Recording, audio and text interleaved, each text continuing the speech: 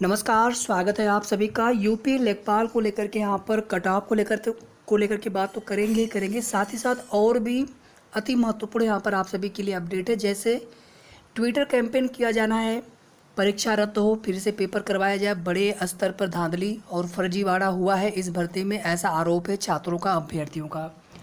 दूसरी बात है, मामला अब कोर्ट में भी ले जाने की तैयारी है कि अगर बात इस प्रकार से नहीं बनी तो हम लोग कोर्ट में जा करके जांच की मांग करेंगे, सीबीआई जांच की मांग करेंगे। और तीसरी बात यहाँ पर देखिए, अभी जो भी आप एक्सपेक्टेड कट ऑफ बताने वाले हैं, ये आपके डॉक्यूमेंट वेरिफिकेशन के लिए होगा। उसके बाद फाइनल जो कट ऑफ होगी 1 से 2 नंबर ज़्यादा हो सकती है जितना आपको कट ऑफ बताने वाले हैं। और सबसे अंतिम जो महत्वपूर्ण बात यह है कि कॉमन अंक 100% मिलेंगे यूपी लेखपाल के रिवाइज्ड आंसर की में। और जिन प्रश्नों पर आपत्तियां हुई हैं मेरे हिसाब से, क्योंकि हमने भी पेपर दिया था, हमने भी पेपर देखा था और कई सारे हमने साक्ष्य भी उसके पीछे देखिए, ऑब्जेक्शन भी लगाए हुए हैं। और जैसे एनसीईआरटी या फिर जो सरकारी वेबसाइट है या फिर इसी तरह से जो ऑथराइज्ड पब्लिशर है या बुक है, तो ये साक्ष्य जो लगाने के बाद कहीं ना कहीं कॉमन नंबर मिलने की संभावना है कुछ प्रश्नों पर। कुछ प्रश्न तो या तो प्रश्न गलत है, अधूरे हैं, या फिर उनके ऑप्शन गलत हैं। तो इस तरह से आयोग को कॉमन अंक देना चाहिए उन प्रश्नों के लिए। तो एक बार हम जल्दी जल्दी आपको कुछ प्रश्नों की यहाँ पर लिस्ट प्रश्न बता देते हैं जहाँ पर ऑब्जेक्शन हुआ है और आप भी ऑब्जेक्शन कर सकते हैं। जैसे एक तो जो जीवन पति का समानार्थी पूछा गया था, उसमें 2 ऑप्शन सही निकल करके आ रहे हैं। दूसरा प्रश्न अगर आप देखेंगे तो एक जो अनेकार्थी पूछा गया था अरुण का, उसमें भी 2 ऑप्शन राइट लग रहे हैं। एक जो विंध्याचल पर्वत वाला है, मेरे हिसाब से वो प्रश्न ठीक है, फिर उस पर भी लेकिन आपत्ति किया जा रहा है। और इसके बाद एक जो आपका बारंबारता बहुभुज वाला है, वो भी प्रश्न मेरे हिसाब से तो ठीक लग रहा है, लेकिन उसमें भी आपत्ति किया गया है। तो ये सभी प्रश्न जो है ऑब्जेक्शन वाले हैं, आपत्ति वाले हैं। उसके बाद जो उत्तर प्रदेश में आईटी शहर पूछा गया है, तो उसमें 2 सही हैं उसमें ऑप्शन, जबकि उसमें एक राइट आंसर लखनऊ जो आयोग ने बताया हुआ है। एक आपका जो नमक सत्याग्रह कहाँ से शुरू हुआ, अब ये होता है कि दांडी यात्रा कहाँ से शुरू हुई, साबरमती से। नमक सत्याग्रह कहाँ से शुरू हुआ, उसमें भी कन्फ्यूजन है दांडी और साबरमती को लेकर के। यूपी की सीमा कितने राज्यों से मिलती है, इसमें अलग अलग आयोग ने अलग अलग आंसर दे रखे हैं। 9, ज़्यादातर लोगों ने 9 टिक किया है, इसमें 9 सही करके आए हैं, लेकिन आयोग ने इसमें 8 राज्य माना है। दिल्ली को राज्य के अंतर्गत नहीं माना, जबकि आप देखेंगे तो भारत जो है राज्यों का संघ है, उसके अंतर्गत दिल्ली भी आ जाएंगे, लेकिन दिल्ली एक पूर्ण राज्य नहीं है। सबसे लंबा राष्ट्रीय राजमार्ग जो उत्तर प्रदेश से गुजरता है। एक आपका जो सोलर पंप में जो सब्सिडी दी जा रही है गवर्नमेंट की तरफ से, कितने परसेंट का है, 30%, 45%, उसमें भी कन्फ्यूजन है। इसके बाद जो 10वीं पास के लिए 30,000 आंसर मान लिया, जो 10वीं पास लड़कियां होंगी, जबकि उसमें 12वीं पास के लिए वो स्कीम है। इसके बाद देखिए जो महिलाओं के सशक्तिकरण से संबंधित है, उसमें एक आपका वो जो उज्ज्वला वाला योजना है, एक तो उज्ज्वला स्कीम है, एक प्रधानमंत्री उज्ज्वला योजना है, दोनों अलग अलग हैं। और एक आपका हिंदी वाला प्रश्न है जो कर्म और संप्रदान कारक में कन्फ्यूजन है, आयोग ने कर्म माना है, जबकि ज़्यादातर लोगों ने उसमें नहीं, आयोग ने साथ संप्रदान माना है, मुझे ध्यान नहीं आ रहा है, तो इसमें भी 2 ऑप्शन में कन्फ्यूजन है। इसके अलावा जो एक NRLM वाला है, NULM वाला क्वेश्चन, वो क्वेश्चन जो है अधूरा है।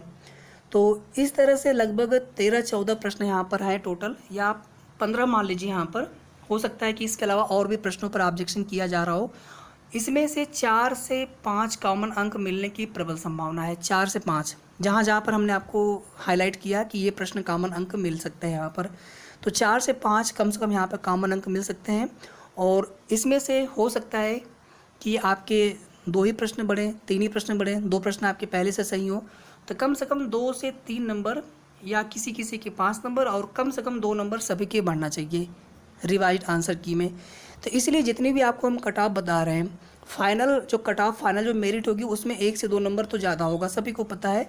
तो आपको जितना हम कट ऑफ बता रहे हैं, अगर आप उसके आसपास हैं तो कॉमन नंबर मिलने पर 1 से 2 नंबर आपके बढ़ेंगे। तो इसलिए आप इसको फाइनल मेरिट के लिए ही कट ऑफ मान करके चलेंगे अपने लिए।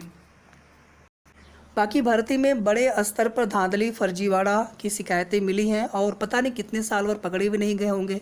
और अगर ये फर्जीवाड़ा वाले रहेंगे तो मेरिट तो बढ़ाएंगे, कट ऑफ आई जाएगी और मेहनत करने वाले अभ्यर्थी कहीं ना कहीं सिलेक्शन से वंचित रह जाएंगे। इसी वजह से यूपी लेखपाल भर्ती को कोर्ट ले जाने की तैयारी चल रही है कि इस भर्ती परीक्षा की पूरी तरह से सीबीआई जांच होनी चाहिए और जितने भी फर्जीवाड़ा वाले हो सभी लोग बाहर होना चाहिए। यही चीज़ें यूपीएसआई में भी किया गया था, लेकिन आप देखेंगे अभी उसमें कोर्ट ने जवाब मांगा है अधिकारियों से और जो परीक्षा कराने वाली एजेंसी है। भले ही उसमें सब कुछ हो गया हो, लेकिन वही है कि सरकार से सिस्टम के खिलाफ लड़ना भी बड़ा मुश्किल है। फिर भी न्याय के लिए न लड़ना या फिर न्याय के लिए आवाज़ न उठाना भी एक तरह से अन्याय को सहन करने जैसा हो गया। हम ये नहीं कह रहे हैं कि गवर्नमेंट या फिर आयोग यहाँ पर, लेकिन जब हम लोग शिकायत कर रहे हैं तो आप जांच करवाइए प्रॉपर तरीके से भर्ती में। अभी हम कट ऑफ बताएंगे आपको, आप पूरा देखिएगा वीडियो लास्ट तक। थोड़ा सा एक आवश्यक सूचना आप और देख लीजिए। 7 अगस्त को रविवार है, आज है आपका 6 अगस्त, कल है 7 अगस्त और 10 बजे सुबह से ट्विटर कैंपेन चलाया जाएगा। लेखपाल पेपर लीक ये हैशटैग रहेगा। अगर कुछ हैशटैग में परिवर्तन होगा तो आपको बता दिया जाएगा। री एग्ज़ाम को लेकर के हमें अधिक से अधिक ट्वीट करना है और रीट्वीट करना है। हैशटैग को टॉप पर ट्रेंडिंग में लाना है। बाकी सरकार और आयोग के ऊपर है कितना उनके ऊपर प्रभाव पड़ता है, लेकिन हम लोग अपनी कोशिश करेंगे, अपना प्रयास करेंगे। अभी से बहुत सारे अभ्यर्थी ऐसे भी हो सकते हैं कि जो मेहनत से उनके अच्छे नंबर आए होंगे, लेकिन री एग्ज़ाम होने में कहीं ना कहीं उनको भी दिक्कत है, फिर से पढ़ना, फिर से उतने नंबर आ पाएंगे कि नहीं आ पाएंगे। तो क्या करेंगे, वही है कि गलत के साथ जो सही लोग होते हैं वो भी परेशान होते हैं। जो गलत चीज़ें हैं वो ना हो उसकी चक्कर में जो सही हैं वो भी उसमें परेशान होते हैं, वो भी उसमें कहीं ना कहीं उस विवाद में उलझते हैं। चलिए यहाँ पर देख लीजिए, मेल और फीमेल दोनों की मैं एक साथ साथ बताऊँगा। जनरल या फिर यू बार कैटेगरी में 76 ± 2, और अगर फीमेल आप हैं तो इसको आप 74 ± 1 या 2 नंबर कर लीजिएगा। ये 1 या फिर 2 नंबर है, 1/2 नहीं है, बल्कि 1 या 2 नंबर प्लस माइनस हो सकता है। फीमेल के लिए जितने भी हम कट ऑफ बताएंगे, फीमेल के लिए आप उसमें 1 से 2 नंबर कम कर लीजिएगा। तो 76 ± 1 या 2 नंबर का मतलब हो गया कि 74 भी अगर आपके हैं, 75 भी अगर आपके हैं तो आपको पूरी उम्मीद रखनी चाहिए। बाकी उसके ऊपर है तो फिर कोई दिक्कत ही नहीं है। इसी तरह से फीमेल में अगर आप 72 73 भी हैं, उसके ऊपर है तो आपको बिल्कुल सेफ़ है। 72 73 74 तक अगर आप हैं तो आपको पूरी उम्मीद रखनी चाहिए।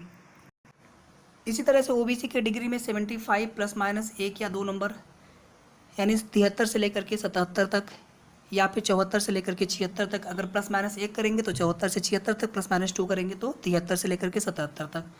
फीमेल कैटेगरी है तो 73 ±1 या 2 नंबर आप कर लीजिएगा, क्योंकि 1 या 2 नंबर जो हमने आपको यहाँ पर रेंज ले रखा है ये फर्जीवाड़े की जो शिकायत मिली है उसकी वजह से। अगर ये फर्जीवाड़ा बिल्कुल भी इस भर्ती में ना हो तो फिर ये ±1 2 करने की आवश्यकता है नहीं है। लगभग एक्सपेक्टेड कट ऑफ बतानी चाहिए हम सभी को कि लगभग इसी के आसपास जो है कट ऑफ जा सकती है। EWS कैटेगरी में फ़ायदा होगा 72 ± 1 या 2 नंबर फीमेल के लिए और 74 ± 1 या 2 नंबर मेल के लिए EWS कैटेगरी में। SC कैटेगरी में 70 ±1 या 2 नंबर, और अगर फीमेल है तो इसको आप माफ़ी चाहूँगा 68 ±1 या 2 नंबर कर लीजिएगा, 68।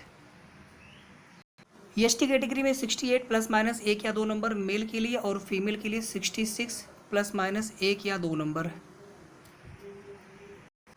एक्स सर्विसमैन के लिए 60 ±1 या 2 नंबर या इससे भी कम जा सकती है, और मुझे लग रहा है कि 100% इससे कम जाना चाहिए। 55+ भी अगर आप हैं तो भी आपको उम्मीद रखनी चाहिए एक्स सर्विसमैन में।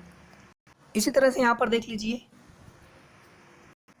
और फाइनली यहाँ पर PH कैटेगरी के लिए, PH कैटेगरी के लिए कट ऑफ थोड़ी सी हाई रहेगी। 62 से लेकर के 68 तक की हमने यहाँ पर रेंज बता रखी है, यानी 62 से प्लस है तो आपको उम्मीद रखना चाहिए। 68+ अगर आप हैं तो आप सेफ़ हैं पूरी तरह से, यानी 68 तक भी कट ऑफ जा सकती है PH कैटेगरी में। वीडियो को आप सभी प्लीज़ लाइक ज़रूर कर दीजिएगा, शेयर भी आप कर दीजिएगा, और अगर अभी तक आपने चैनल को सब्सक्राइब न किया हो तो सबसे पहले आप सब्सक्राइब कर लीजिएगा। आगे की जो भी सही और ऑथेंटिक जानकारी मिलती रहेगी आपकी भर्ती से संबंधित, समय समय पर आप सभी को सूचना हमारे चैनल के माध्यम से दी जाएगी। धन्यवाद।